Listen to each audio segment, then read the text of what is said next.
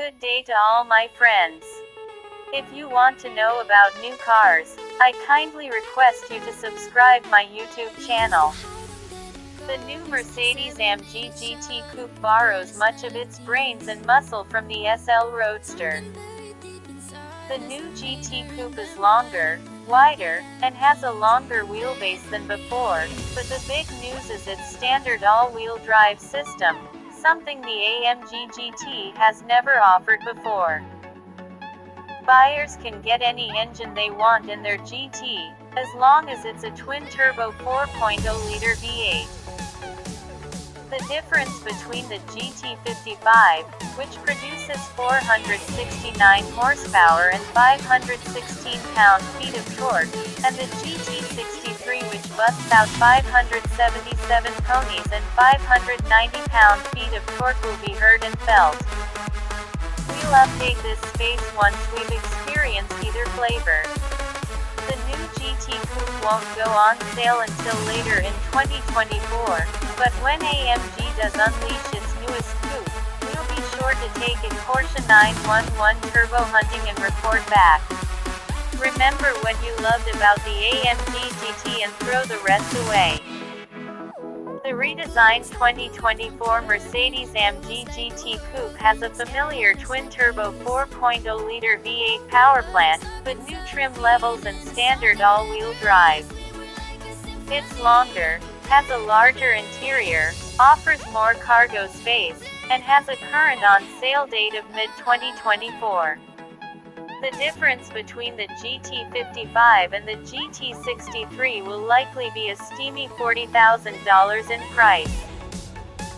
If that sounds like a significant gap in cash, consider the meaningful increase in EHA to the tune of 577 horsepower and 590 pound-feet torque. There's an optional package that adds carbon ceramic brakes, which are bigger than the standard wheels on the full-size Sprinter delivery van. Official pricing hasn't been announced yet, but when it comes to paying six figures for a car like this, we'd argue for getting the most powerful version.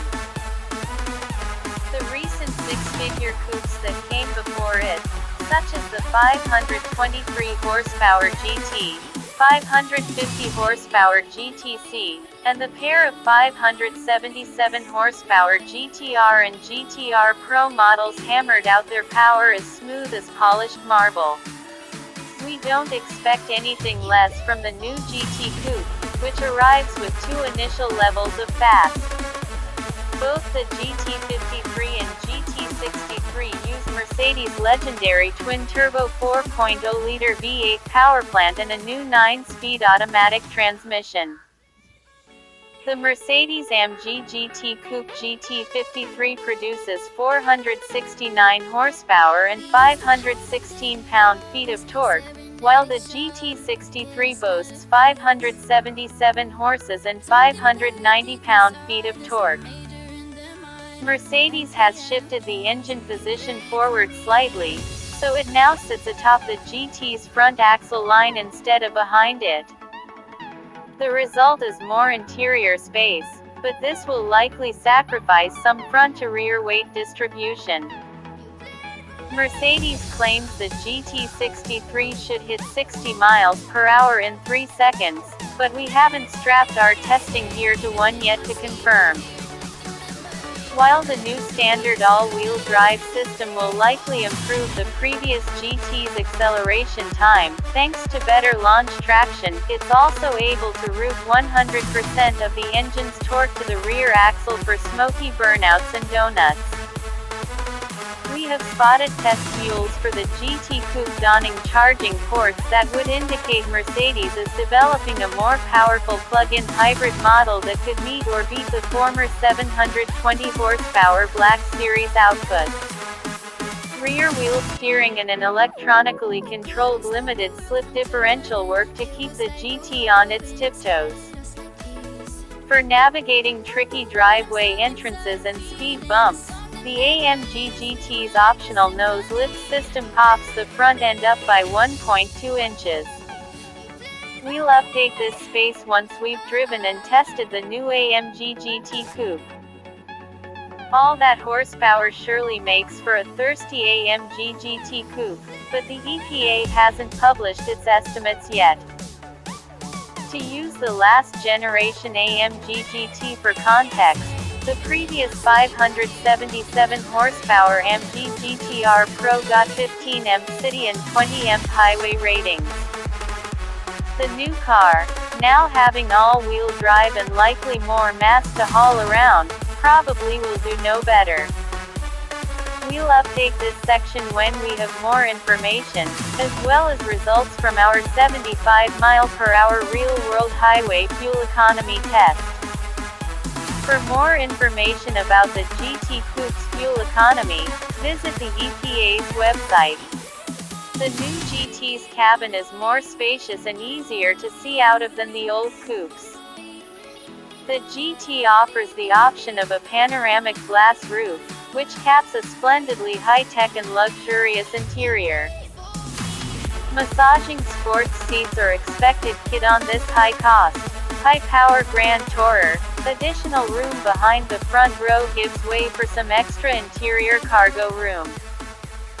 There are rear seats, but the lack of headroom and space back there deems them decorative.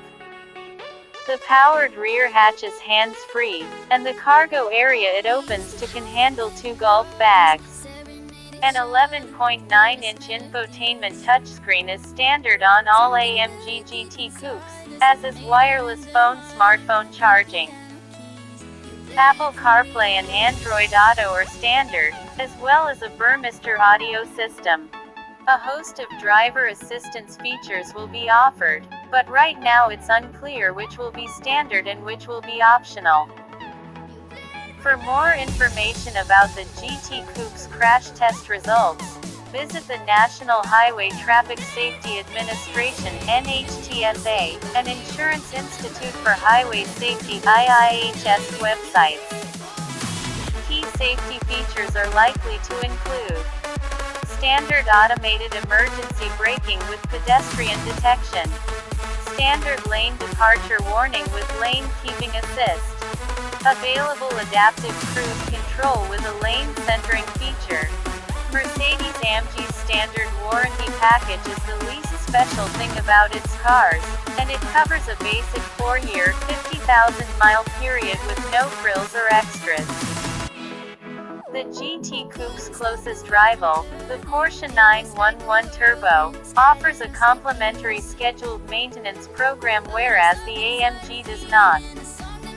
Limited warranty covers 4 years or 50,000 miles.